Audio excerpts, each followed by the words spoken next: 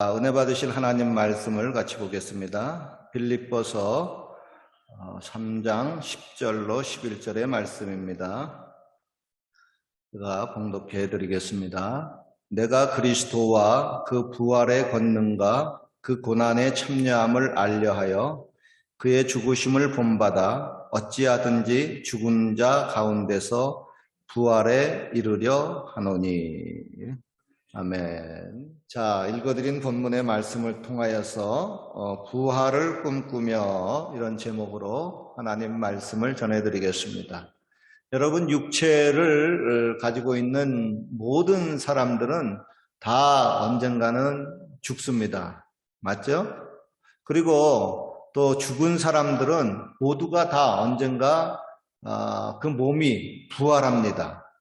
이것도 맞죠?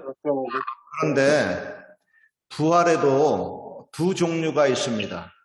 의인의 부활과 악인의 부활입니다. 성경은 이렇게 말씀합니다. 선한 일을 행한 자는 생명의 부활로 나오고 악한 일을 행한 자는 심판의 부활로 나오리라 그랬어요. 즉 모두가 부활을 하긴 하는데 의인은 영원한 생명을 얻는 부활을 하는 것이고 악인은 영원한 사망에 처하는 심판의 부활을 맞이한다고 하는 겁니다. 그러니까 한쪽은 부활의 날이 굉장히 이 세상에서 가장 좋은 날이 되고 또 한쪽은 부활의 날이 이 세상에서 가장 슬픈 최악의 날이 된다고 하는 겁니다. 그런데 예수님을 믿어가지고 장차 이제 생명의 이 부활을 얻을 크리스찬 중에도 종종 이렇게 말하는 분이 있습니다. 아니, 목사님, 부활하면은 또다시 육체를 입고 살아야 되는데, 그거 되게 피곤한 일 아닙니까? 그냥 부활하지 않고 영으로만 지내면은 안 됩니까? 그게 더 좋을 것 같은데요. 여러분, 이렇게 말하는 분들은 장차 우리가 입을 이 부활의 몸에 대해서 잘 모르기 때문에 그렇습니다. 저는 이 부활절을 앞두고요, 몇 달 전부터 장차 그 부활의 날에 저와 여러분들이 입게 될 그 부활의 몸에 대해서 꿈꾸고 상상을 해보았습니다. 여러분, 첫 번째 부활의 몸은 쇠하지 않는 몸, 병들지 않는 몸, 죽지 않는 몸입니다. 현재 저와 여러분들의 몸은 늘 피곤함을 느낍니다. 그래서 매일 휴식을 취해야 되고 또 잠을 자야 됩니다. 그래야 육체가 버티고 활동할 수가 있습니다. 그런데 부활의 몸은 피곤함을 전혀 모릅니다. 지치질 않습니다. 그리고 나이가 먹어도 세월이 가도 몸이 쇠하거나 약해지지 않습니다. 또 이빨이 빠지지도 않아요. 피부가 탄력을 잃고 처지지도 않습니다. 얼굴에 김이나 또 주름이 생기지도 않습니다. 그리고 또 암이나 각종 질병도 생기지 않습니다. 부활의 몸은 늙지도 않습니다. 영원히 죽지도 않습니다. 부활의 몸은 불멸의 몸입니다. 그리고 여러분, 인간의 몸은 대개 이제 체온이 36.5도 정도이죠. 즉 추위와 더위를 느끼는 몸입니다. 저는 이 더위보다 추위를 더 싫어해요. 왜냐하면 추위를 좀 많이 겪었기 때문에 그래요. 한국에 있을 때는 산기도 한다고 삼각산 꼭대기에 올라가서 밤새도록 기도하면은 온몸에 추위가 샥 들어옵니다. 그것을 계속 하다 보니까 추위가 좀 싫어졌어요. 그리고 또 캘거리에서 오래 살다 보니까 추위가 더 싫어지더라고요. 그리고 나이가 먹으면요, 또 추위가 더 싫어지게 돼요. 그런데요, 부활의 몸은 추위를 이길 수 있는 몸입니다. 물론 더위도 이길 수 있는 몸입니다. 도대체 어느 정도의 추위와 어느 정도의 더위를 이길 수가 있을까요? 일단 부활의 몸은요, 용광로 속에 들어가도 까딱 않습니다. 타지 않는 몸입니다. 그리고 영하 수천만도 이 속에 들어가도 얼지 않는 몸입니다.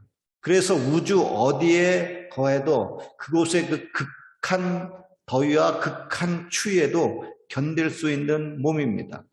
그때에는 아무리 더워도 에어컨 필요 없어요.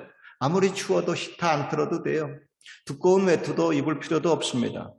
지금은 우리의 체온이 36.5도인데요. 부활의 몸의 그 체온은 몇 도일까요?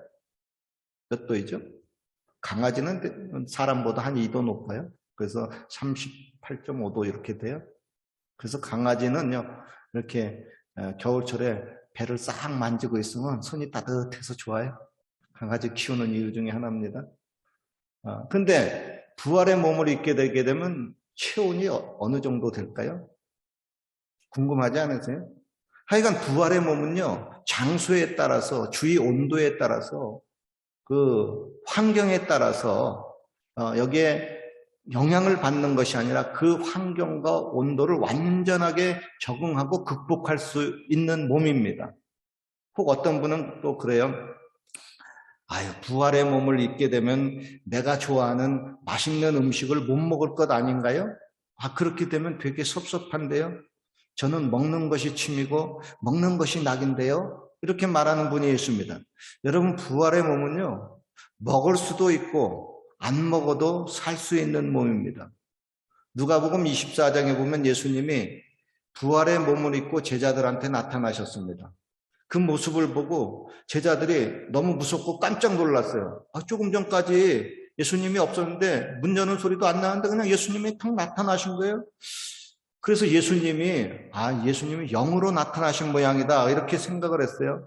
이럴 때 예수님이 이렇게 말씀해요. 얘들아, 내 손과 내 발을 보고 나인 줄 알라. 또 나를 만져보라. 영은 살과 뼈가 없으되 너희 보는 바와 같이 나는 있느니라 그랬습니다. 그래도 예수님의 그 부활의 모습을 제자들이 잘 믿지 못하니까 예수님이 제자들에게 말씀합니다. 너희에게 무슨 먹을 것이 있느냐? 그 제자들이 구운 생선 한 토막을 드리매 그것을 그들 앞에서 잡수시니라 그랬어요. 즉 뭐냐면 이 부활의 몸은 먹을 수도 있다는 거예요. 안 먹어도 살 수가 있고 그리고 예수님이 이렇게 생선 한 토막을 받아서 잡수심으로 말미암아 영이 아니고 몸은 몸인데 부활의 몸으로 부활했다는 것을 알려주시기 위함입니다.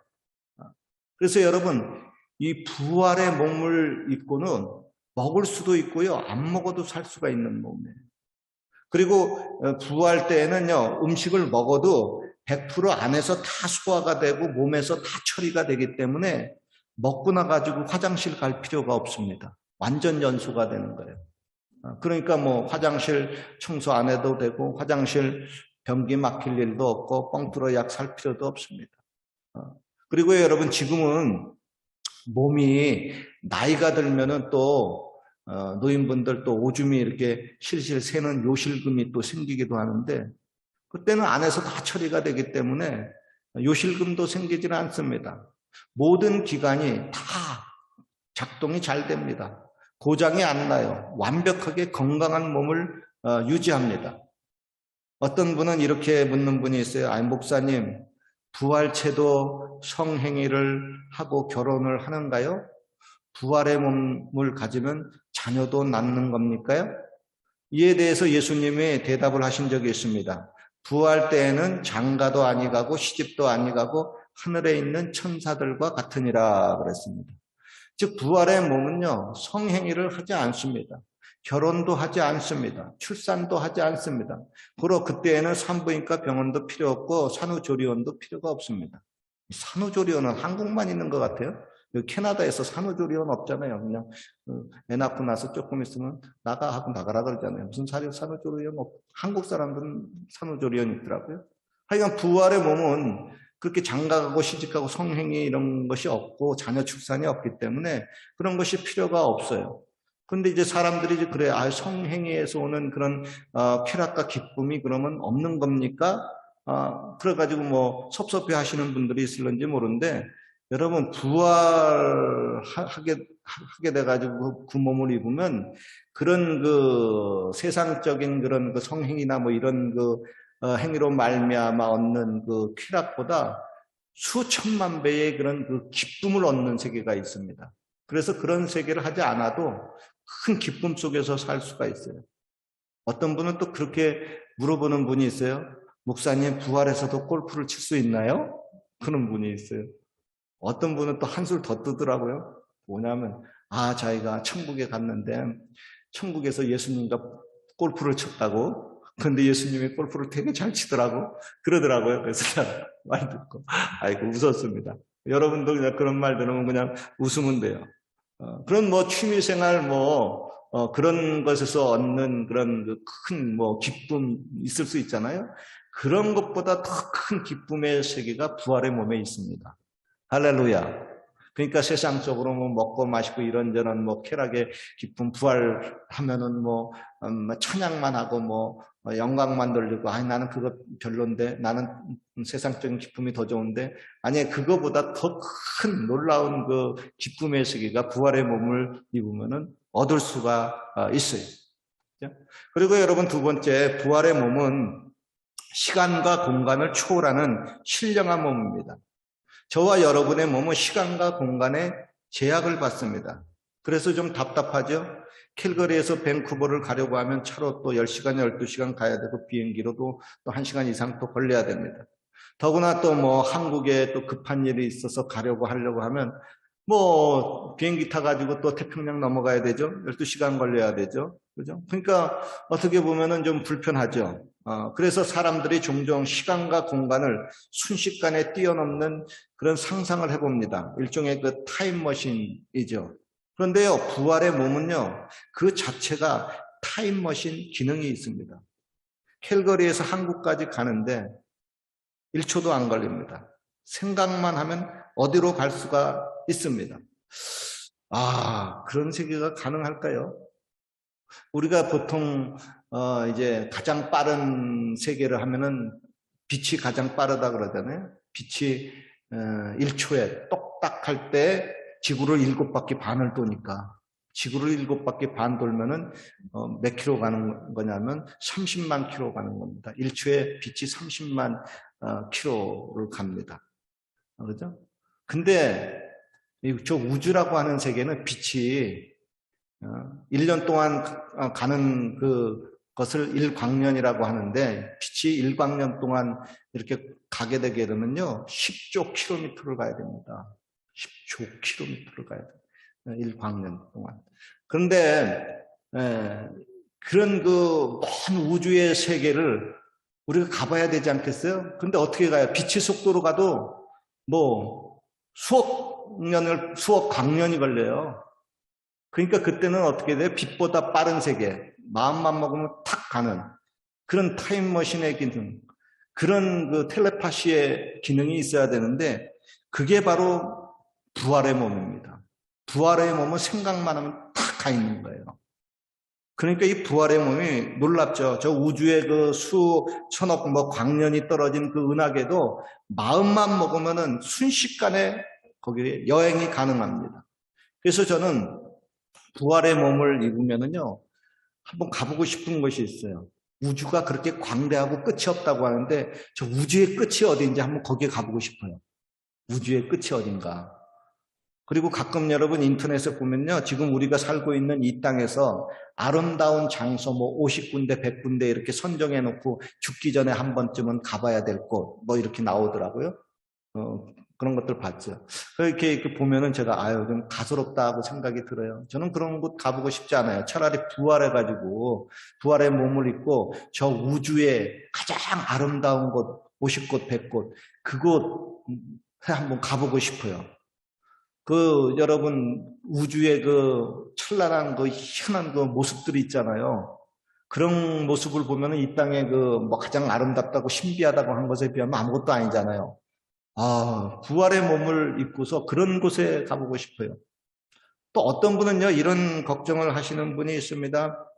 목사님, 그렇게 사람들이 부활의 몸을 입고 자기가 원하는 곳에 마음대로 가면은 프라이버시 침해 문제가 발생되지 않습니까? 부활의 몸을 입고 남들 자는데 그쪽으로 쓱 나타나면 그거 안 되잖아요. 또 경치가 좋은 곳은 부활한 사람들이 많이 모여가지고 너무 복잡하지 않을까요?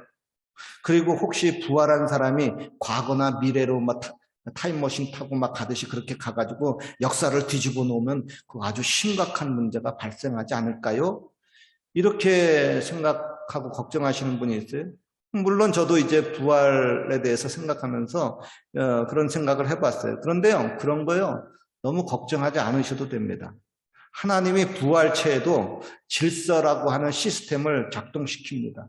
저 우주의 수많은 별들이 질서 있게 운행하도록 딱 만들어 놓으신 것처럼 저와 여러분의 부활체, 부활의 몸도 서로 충돌하지 않고 문제가 발생되지 않도록 질서 있게 운행하도록 시스템을 다 설계를 해놨습니다.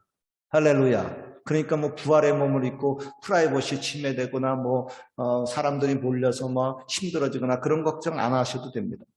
그리고 부활의 몸은요, 공간의 제약을 받지 않습니다. 부활한 사람들이 많다고 대규모 아파트 단지가 필요하지 않습니다. 부활 때에는 집 평수에 따라서 빈부격차가 생기지도 않습니다.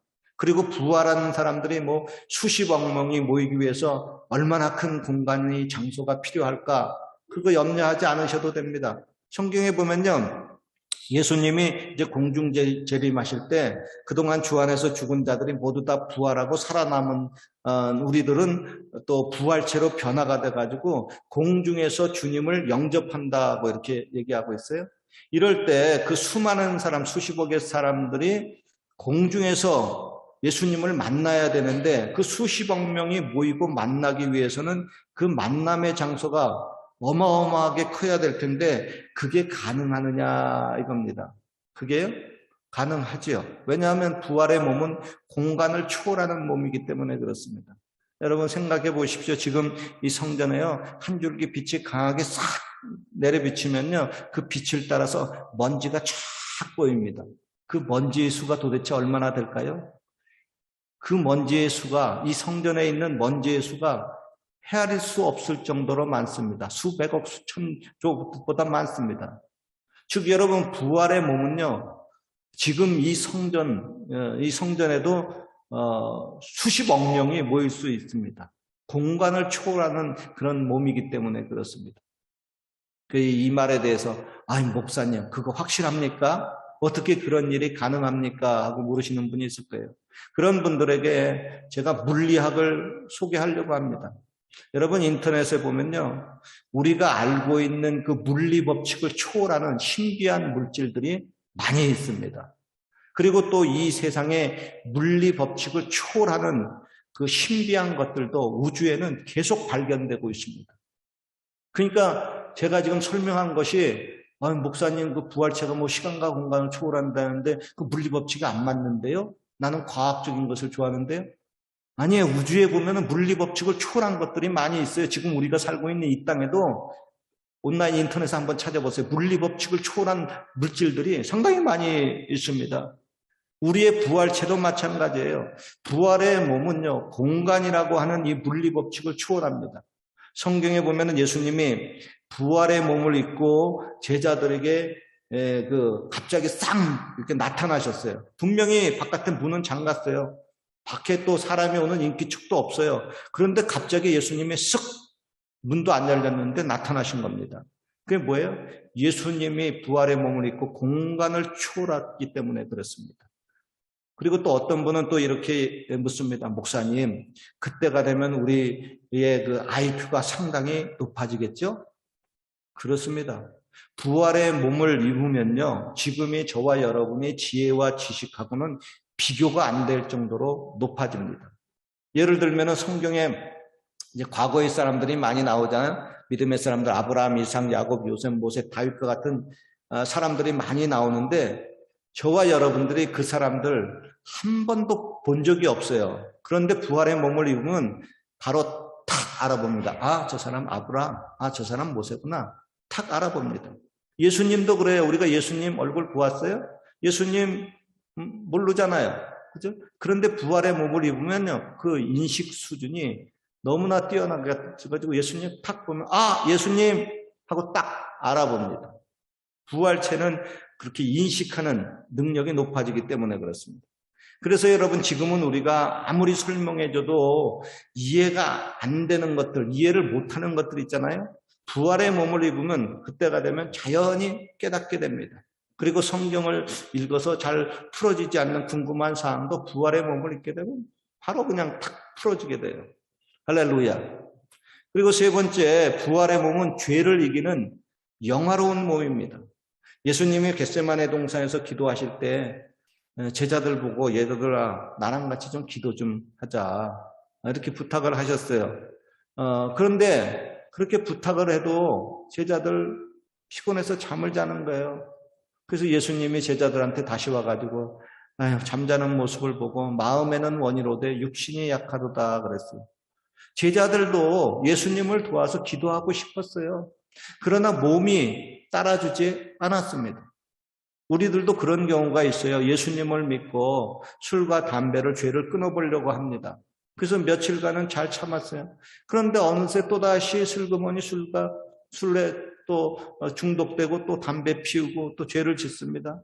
그래서 스스로 아이고 이 녀석아 너 또 왜 그러니 하고 자책하는 경우가 많이 있어요.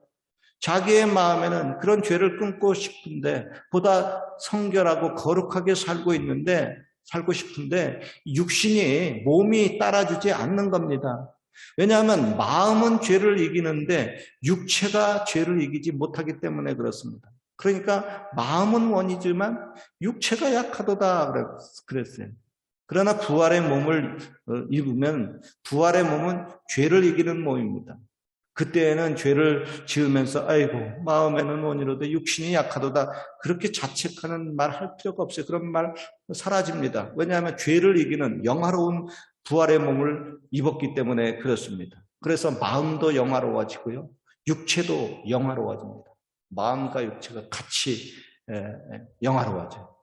로마서 7장에 보면 사도 바울의 이런 그 솔직한 고백이 나옵니다. 그렇게 그 사도 바울이 하나님의 능력을 입고 기도를 많이 하는데도 그가 이런 고백을 해요. 오호라 나는 공고한 사람이로다. 비참한 사람이로다. 이 사망의 몸에서 나를 누가 건져내랴 그랬습니다. 즉 사도 바울은 지금도 자기가 죄를 안 지으려고 해도 죄를 지을 수밖에 없는 그런 사망의 몸에 갇혀 있다고 하는 겁니다. 그러나 예수님의 그 공중재림시에 부활의 몸을 입음으로 말미암아 죄와 사망의 몸에서 완전히 벗어난다고 하는 겁니다. 그때에는 마음도 몸도 죄를 짓지 아니함으로 말미암아 오호라 나는 공고한 사람이로다. 나는 비참한 사람이구나 하는 그런 자책하고 탄식할 필요가 없습니다. 도리어 와 이제 죄와 사망의 몸에서 완전히 해방되었구나. 할렐루야 하고 외칠 수가 있습니다. 여러분 우리가 예수님을 믿으면요. 하나님은 우리를 의롭다고 여겨줍니다. 의롭지는 않은데 그냥 의롭다고 여겨주는 거예요. 이게 이제 신학적으로 칭의라고 합니다. 영어로는 justification이라고 그래요. 그리고 칭의함을 받은 우리가 이제 죄를 짓지 말고 살아야 되겠다 하고 애를 쓰는데 이것을 가르쳐서 이제 신학적으로 성화라고 합니다. sanctification이라고 그래요. 그리고 또 예수님의 재림시 우리가 육체가 이제 부활체를 입어서 전혀 죄를 안 짓는 그런 하나님과 같은 상태가 되는 것을 신학적으로 영화라고 합니다. glorification이라고 합니다. 그래서 우리 크리스찬의 그 최종적인 목표는 바로 이런 영화로움 속에 들어가는 겁니다. 부활의 몸을 입는 것입니다. 즉 부활은요 구원의 완성입니다.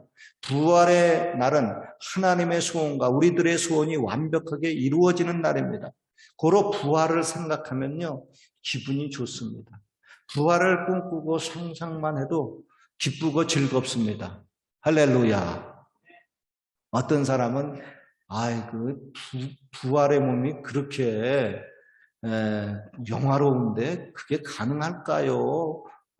하는데 인간의 몸이 썩어서 문드러져 가지고 없어지는데 어떻게 부활의 몸을 입습니까? 하는데요. 여러분 하나님은요 이 자연 속에도 부활에 비교할 수 있는 그런 동물들, 곤충들 이런 것들을 많이 만들어 놨습니다.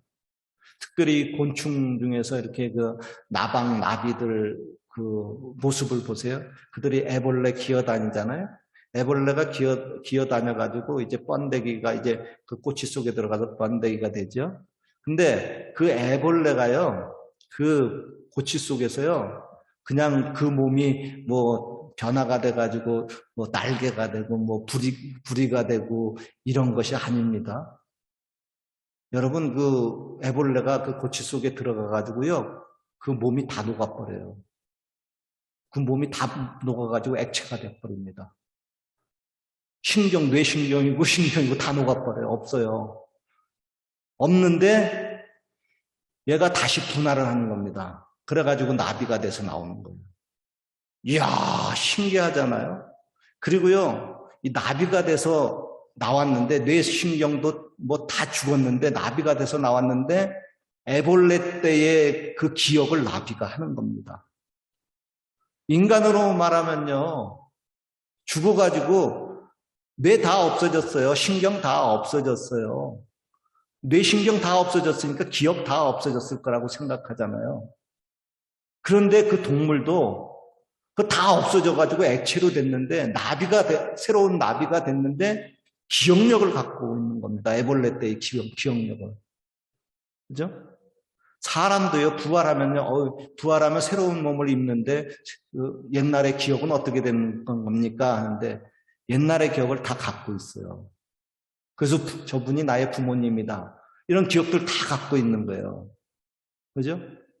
야, 그러니까 전혀 애벌레가 존재가 다 없어졌는데 액체가 돼버렸는데 거기서 나비가 나오고 또 뇌신경도 다 없어졌는데 기억력을 가지고 들어오고.